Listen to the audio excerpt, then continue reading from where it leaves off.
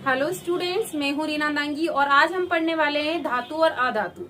बहुत बार एग्जाम में प्रश्न आता है कि धातु को परिभाषित कीजिए या धातु की परिभाषा लिखिए। तो इस टाइम पे बहुत सारे स्टूडेंट्स क्या करते हैं कि धातु की परिभाषा की वजह से गुण लिख देते हैं। तो आपको यदि आप गुण लिखेंगे तो मार्क्स भी आपको सही नहीं मिलेंगे। तो पहले हम देख लेते हैं कि धातु की क्या परिभाषा होती है। ये आपकी बुक्स में भी दी हुई होगी, जैसा कि आपके ट्यूशन टीचर, स्कूल टीचर ने बताया ही होगा। तो एक बार फिर से हम देख लेते हैं। धातु, धातु यानी कि वो तत्व जो इलेक्ट्रॉन त्यागते हैं या त्याग करके धन आयन प्राप्त कर लेते हैं। धन आयन, क्योंकि आपको जनरली आपने पढ़ा ही होगा कि जो भी तत्व इलेक्ट्रॉन का त्याग करते हैं उनके ऊपर धन आयन आ जाता है। धन आयन प्राप्त कर लेते हैं, वो सभी कहलाते हैं धातुएं। उदाहरण हो जाएगा आपका लोहा, सोना, चांदी। अधातु, अधातु क्या हो जाएगा इसका उल्टा। यदि धातु इलेक्ट्रॉन त्याग रही है तो अधातु इलेक्ट्रॉनों को ग्रहण करेंगी। तो हम डायरेक्ट लिख देंगे कि वे तत्व जो इलेक्ट्रॉन को ग्रहण करते हैं, इलेक्ट्रॉन को ग्रहण करते हैं, इलेक्ट्रॉन ग्रहण करके ऋण आयन प्राप्त कर लेते हैं। ऋण आयन प्राप्त कर लेते हैं क्योंकि जो इलेक्ट्रॉन को ग्रहण करेगा उसके ऊपर ऋण आयन आ जाएगा। जैसे हम बैंक से या किसी से भी पैसा उधार लेते हैं तो हमारे ऊपर ऋण आ जाता है, वैसे ही यहाँ पर तत्वों के ऊपर भी जो इलेक्ट्रॉन को ग्रहण करेगा उसके ऊपर आ जाएगा ऋण आयन। ऋण आयन प्राप्त करते हैं, उन्हें कहा जाता है अधातु।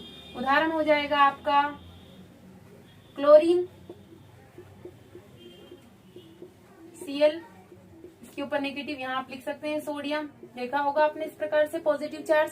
तो ये हो गई हमारी धातु और अधातु की परिभाषा।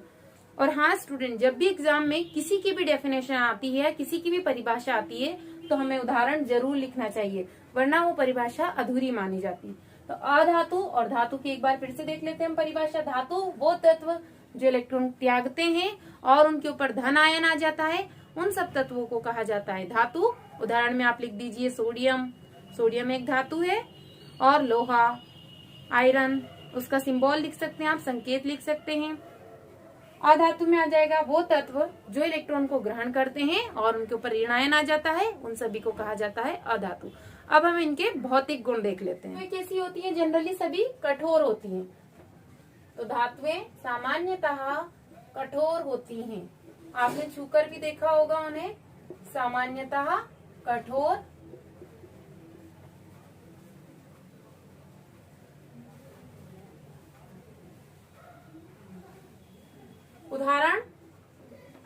उदाहरण में आ जाएगा लोहा।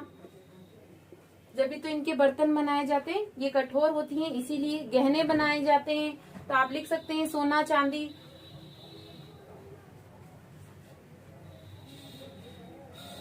और इसके एक्सेप्शन हो जाएंगे सोडियम धातु। सोडियम धातु क्या है? ये बहुत नरम धातु होती है, इसे चाकू की मदद से आसानी से काटा जा सकता है, चाकू से काटा जा सकता है।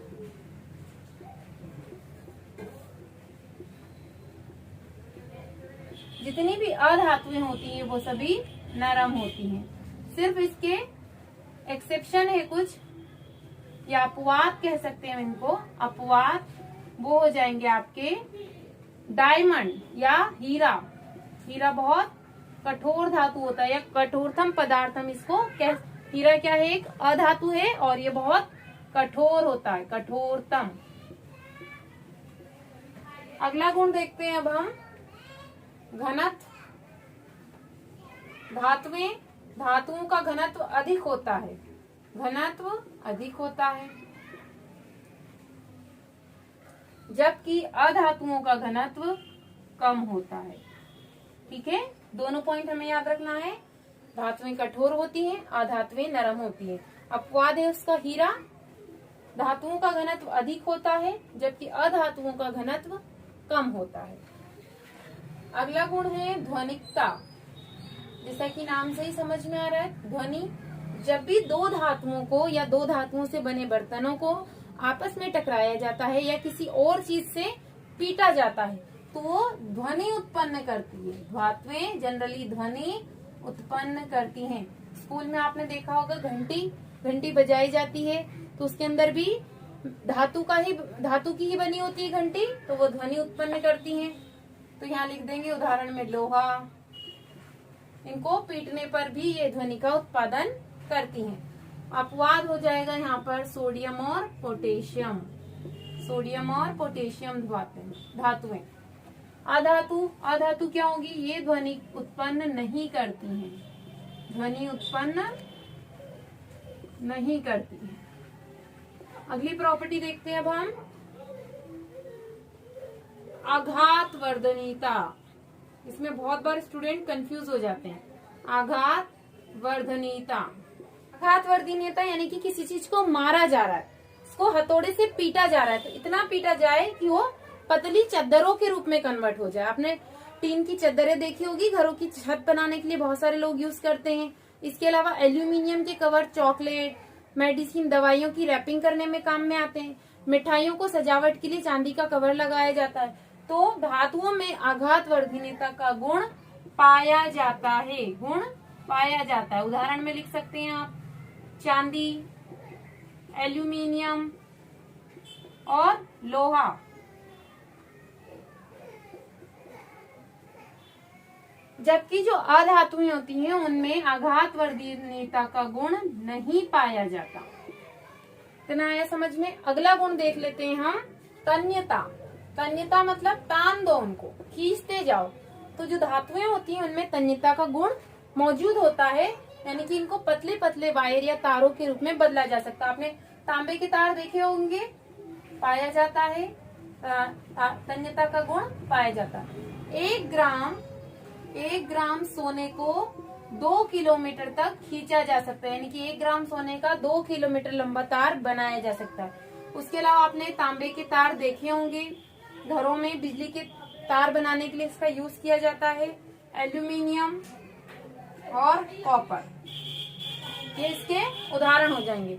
जबकि जो अधातुएं होती है उनमें तन्यता का गुण नहीं पाया जाता। अगला गुण देखते हैं अब हम, चमकदार या चमक।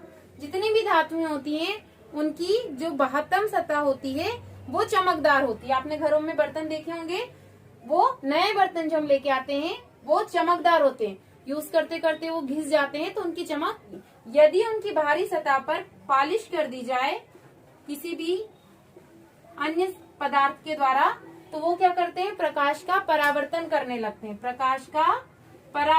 करने लगते हैं। यानी सभी धातुएं कैसी होती हैं? चमकदार होती हैं। सिर्फ एक लेड ही एक ऐसी धातु है जो चमकदार नहीं होती है, जबकि जितनी भी अधातुएं होती हैं उनमें ये गुण नहीं पाया। क्वथनांक और गलनांक। अभी हमने पढ़ा कि जितनी भी धातुएं होती हैं वो कठोर होती हैं। यदि वो कठोर हैं तो उनको गलाने में और उबालने में भी बहुत ज्यादा ऊर्जा की आवश्यकता होगी।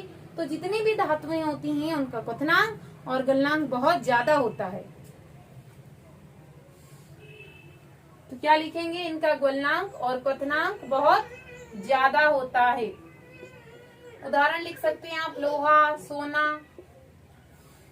सोडियम क्या हो जाएगा? इसका अपवाद हो जाएगा। यहाँ पर क्या हो जाएगी? अधातुओं में क्या होता है? क्वथनांक और गलनांक इनका बहुत कम होता है। बस आपका यहाँ अपवाद हो जाएगा आपका, इसमें हीरा बहुत कठोर होता है तो इसका क्वथनांक और गलनांक दोनों ही बहुत ज्यादा होता है।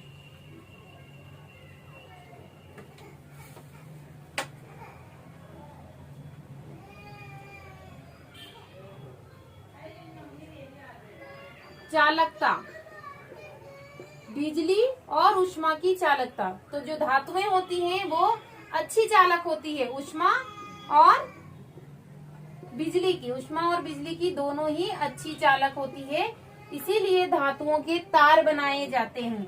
आप किसी भी बर्तन में पानी गर्म करते हैं तो यदि वो अच्छी चालक नहीं होगी तो पानी गर्म नहीं होगा, पर पानी गर्म हो जाता है क्योंकि वो अच्छी चालक होती है। तो सारी धातुएं क्या होती हैं?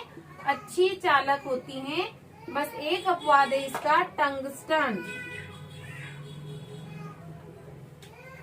टंगस्टन अधातुएं अच्छी चालक नहीं होती है, ना तो ऊष्मा की और ना ही बिजली की। बस अपवाद है इसके दो, हीरा और ग्रेफाइट।